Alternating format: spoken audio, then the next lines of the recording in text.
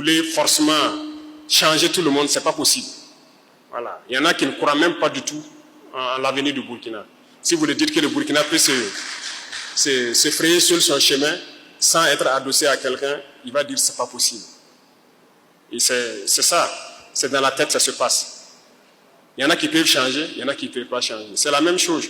Quand on disait à l'armée française de partir, mais tout le monde a dit qu'on ne peut pas tenir. Un mois c'est trop, on ne peut pas tenir. Le Burkina va s'effondrer, ils vont prendre Ouagadougou, ceci. On est là. Il y a des Burkinabés. Et donc, soyez rassurés, je viens donc terminer sur les paroles donc, de la veille citoyenne. Soyez rassurés, tant qu'on voudra de vous, on viendra vous chercher. Donc soyez prêts.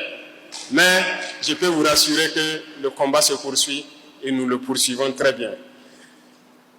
Dernière chose que je peux vous demander, ça c'est à nos mamans.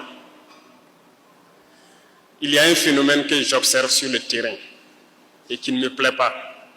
Et je veux que chacun à son niveau puisse conseiller, voilà comment je peux dire, ceux qui sont sur le terrain.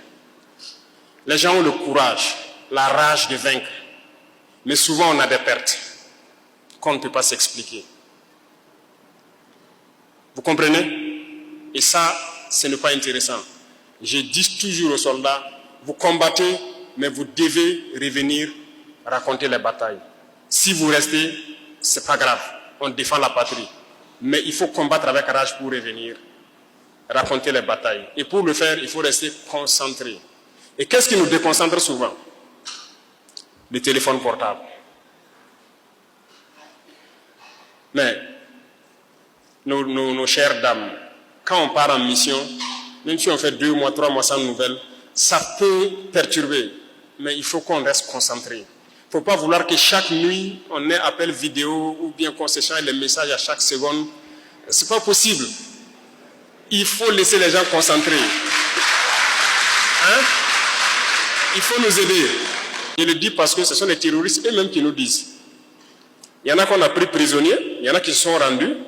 Et quand ils viennent, ils nous disent que non, c'est à travers les téléphones qu'ils arrivent à réussir certaines attaques.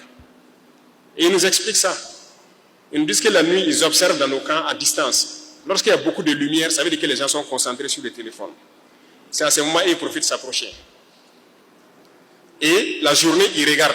Lorsque les gens sont concentrés sur les téléphones, ils profitent d'attaquer.